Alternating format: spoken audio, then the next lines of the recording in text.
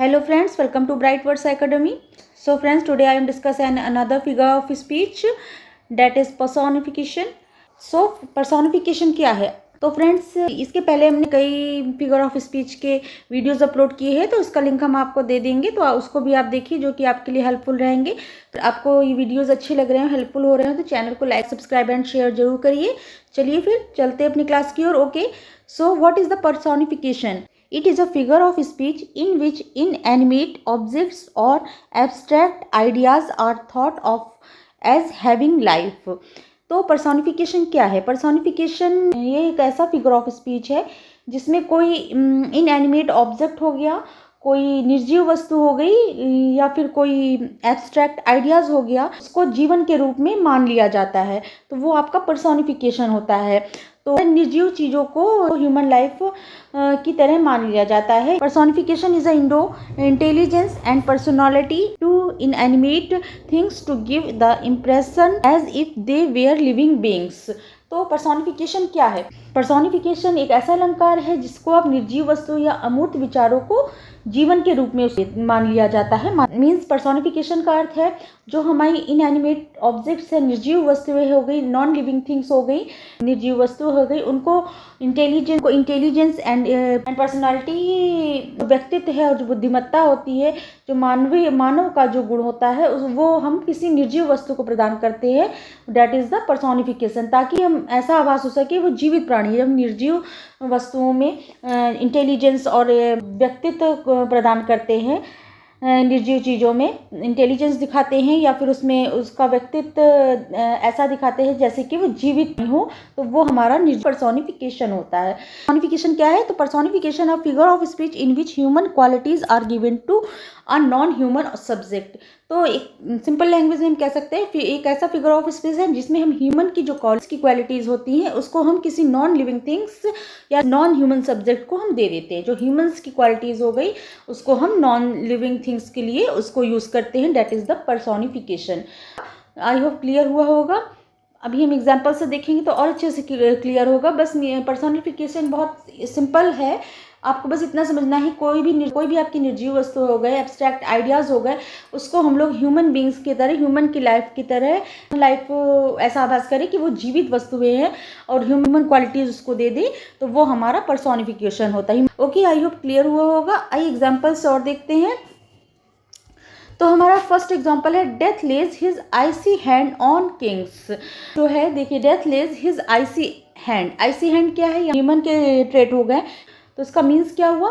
Death is given human characteristics like icy hands to convey its cold inevitable nature. तो ये कैसा दिखाया जा रहा है? आइसी हैंड से राजा को भी ढक लिया, शक्तिशाली जब राजा को ढक लिया किसने? डेथ ने अपने आइसी हैंड से। तो ये क्या हो गया? यहाँ पे पर्सोनिफिकेशन हो गया कि निर्जीव चीज हो गई है, उसको आपको ह्यूमन के ट्रेट्स, ह्यूमन के गुण दे दिए जाए, वो आपका पर्सोनिफिकेशन है। आइए नेक्स्ट देखिए, anxiety is sitting on her face. अब देखिए सिटिंग तो ये आप मानव के साथ या लिविंग थिंग्स के साथ जोड़ेंगे तो ये एंजाइटी उसके चेहरे में दिखाई देती है। तो ये क्या मतलब है? सिटिंग, बैठी हुई है। तो बैठना ये किसका ट्रेट हो गया? किसका आपका क्वालिटी दिखा रहा है? ये ह्यूमन की क्वालिटी है, ये नॉन लिविंग थिंग के साथ जुड़ गई, तो यहाँ पर पर्सोनिफिकेशन हो गया। लव इज़ ब्लाइंड, ये देखिए सुना होगा आपने, लव इज़ ब्लाइंड। अब ये ब्लाइंड जो है, ये आपका ब्लाइंड कौन हो सकता है? ये ह्यूमंस में ही ब्लाइंडनेस देखते हैं, या फिर एनिमल्स वगैरह भी हो सकते हैं। तो लव क्या है? लव इज़ ब्लाइंड क्या हो गया? यहाँ पर नॉन ह्यूमन सब्जेक्ट को ह्यूमन लाइफ के उससे जोड़ा जा रहा है, तो यहाँ पर पर्सोनिफिकेशन हो गया। Clear? The leaves dance in the autumn wind. जो लीव्स हैं वो डांस कर रही है क्या? ऑटम विंड में। तो अब देखिए डांस ह्यूमंस डांस तो आपको ह्यूमन से रिलेट करता है, तो यहाँ पर लीव्स डांस कर रही हैं, तो उसको दिखा रहे हैं ऑटम में डांस करते हुए, तो ये आपका पर्सोनिफिकेशन हो गया। Let nature be your teacher, ये आपका वर्ड्सवर्थ का है। द टेबल टर्न ये आपके वर्ड्सवर्थ से हमने लिया है। तो इसमें क्या करें? Means giving human qualities is to non human things. Here nature is being depicted as a teacher which is a human role। Human role हो गया, वो आपको नेचर के साथ जोड़ा जा रहा है, तो यहाँ पर पर्सोनिफिकेशन हो गया। ये आपका वर्ड्सवर्थ के table turn. I hope clear होगा। जब नॉन लिविंग थिंग्स को हम ह्यूमन के क्वालिटीज़ दे देते हैं, उसको जीवित रूप में मान लेते हैं, वो आपका पर्सोनिफिकेशन है। ओके, आइए और भी एग्जाम्पल्स है उसको भी देखते हैं। ये आपका है डैफोडिल्स बाय वर्ड्सवर्थ का है।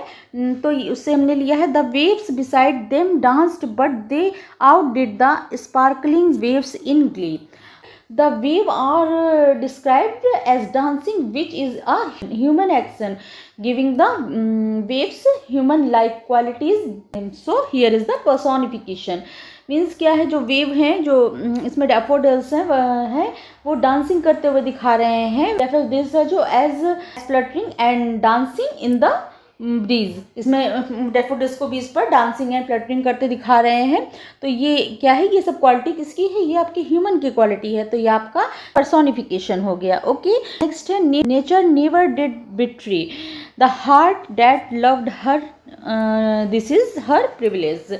मीन्स नेचर जो है वो कभी भी किसी को बिट्रे नहीं करती, धोखा नहीं देती, जो कि उसके दिल में होता है, जो कि उससे प्रेम करता है नेचर से, वो उसको कभी भी धोखा नहीं देती। ये इसका गुण है, किसका, नेचर का। तो इसमें जो है नेचर को जो है धोखा, प्रेम, ये सब जो है ह्यूमंस की फीलिंग्स हैं, क्वालिटीज़ हैं, आइडियाज़ हैं। तो ये सब ह्यूमंस से जुड़ा हुआ है। तो ये नेचर के साथ जोड़कर यहाँ पर पर्सोनिफिकेशन को, जो पोइट है वो पर्सोनिफिकेशन को दिखा रहे हैं। ओके, आई होप क्लियर हुआ होगा। एक और है हमारे पास एग्जाम्पल, आइए देखते हैं। Nor heaven peep through the blanket of the dark to cry hold hold. ये शेक्सपियर का है, मैकबेथ से हमने लिया है। तो इसमें क्या है, जब लेडी मैकबेथ है वो अपने बुरे कामों के लिए ऐसा कुछ कह रही है, क्या कह रही है, nor heaven peep through the blanket of the dark to cry hold hold. तो लेडी मैकबेथ कह रही है कि जो डार्कनेस है वो इतना ज़्यादा और ज़्यादा डार्क हो जाए, पूर्ण रूप से डार्क हो जाए, कि जिससे कि हेवन जो है वो अपने ब्लैंकेट, अपने आकाश से हेवन जो है वो झांक ना पाए, देख ना पाए कि जो वो बुरे काम कर रही है उसको, उसमें जो हेवन है वो हटकर हस्तक्षेप ना कर पाए, उसको रोक ना पाए। उसे डार्क नेचर से कह रही है बहुत ज़्यादा डार्क हो जाए, हेवन जो है वो उसको होल्ड करके उसको अपने बुरे कामों से में रोकने के लिए हस्तक्षेप ना करे। तो इस तरह लेडी मैकबेथ कह रही। तो ये अब ये क्राई, होल्ड, ये सब ह्यूमन के ट्रेट्स हो गए, क्योंकि अब हेवन के साथ, नेचर के साथ, हेवन के साथ जोड़ करके ऐसा यूज़ किया गया है। तो हेवन के लिए कहा गया कि हेवन के बुरे कामों को रोक ना पाए, इतना डार्कनेस फैल जाए और बहुत ज़्यादा, तो नेचर क्राई करके, होल्ड के चिल्लाकर उसको होल्ड करके ना रोक पाए अपने उसके बुरे कामों में। तो इस तरह लेडी मैकबेथ कुछ कहती थी, यहाँ पर पर्सोनिफिकेशन का यूज़ किया गया है। तो आई होप आपको ये क्लियर हुआ होगा। पर्सोनिफिकेशन अब क्या है कि जब हम किसी निर्जीव चीज़ में उस human qualities, human thoughts, human feelings के गुण जो है उसको डाल के उसको जीवित हैं, समझ लेते, दिखाते हैं, वो हमारा पर्सोनिफिकेशन है। आई होप आपको ये समझ में आया हुआ होगा, क्लियर हुआ होगा। अगर अच्छा लगे तो चैनल को लाइक, सब्सक्राइब एंड शेयर जरूर करिए। अगर पहली बार चैनल में विजिट कर रहे हैं तो चैनल को जरूर सब्सक्राइब करिए, इन वीडियोस को भी जरूर लाइक एंड शेयर करिए। चलिए फ्रेंड्स, फिर मिलते हैं न्यू फिगर ऑफ स्पीच के साथ न्यू क्लास में। Okay, thank you, thanks for watching, thank you.